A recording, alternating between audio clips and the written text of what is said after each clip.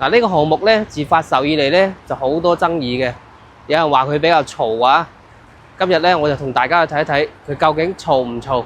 大家好啊，有我經紀你啊，今日嚟到萬秀豪庭喎。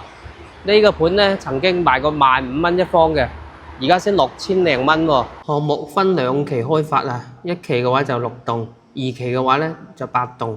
一共1348伙，配備1680個車位。一期同二期之間呢有商業街嘅，呢個體量響中山目前嚟講屬於一個中型盤啊。項目位於翠景道同埋南外環嘅交界處啊，交通相當之便利嘅，去其他鎮區都非常之方便。而家就響園林入邊，睇下呢個園林靚唔靚？佢嘅園林其實做得比較靚啊，你睇下塑膠跑道啊。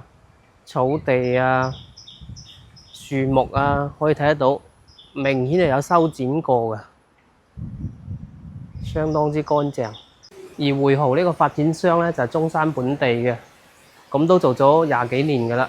其實會比較了解中山本地人嘅興趣啊、愛好啊。嗱，可以望一望，有個大泳池嘅，而家就未開放嘅。但係呢度望出去咧，我睇得到咧個景比較靚，保養亦都非常之好。一樓咧就係架空層嚟嘅，咁入戶大堂咧就夠晒高啦，所以就比較光猛。嗱，你睇下佢樓下咧仲有休息區嘅。呢一伙咧就係118平方嘅，1270尺。你呢個開發商就夠晒撲啊！你睇下，佢直面馬路，直接對住，測試下怕唔怕嘈？做咗雙層隔音玻璃之後咧，就唔怕嘈喎。所以咧，好嘅產品咧就唔怕攞嚟測試嘅。我哋過呢邊睇下，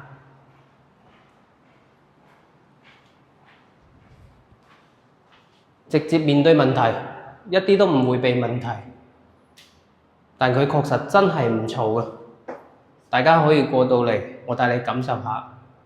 上邊下邊都有路嘅，完全都唔怕嘈。咁而家賣緊呢個戶型咧，好多都唔係近路嘅，但係發展商咧就攞出呢個誠意、呢個勇氣，同大家測試下，佢非常之有信心。呢個就3房2衛嘅單位啊，佢3間房咧都比較大嘅。呢個就交樓嘅標準嚟㗎啦。咁當然啦，交樓標準嗰度咧仲有廁所嘅，廁所就未整好啊。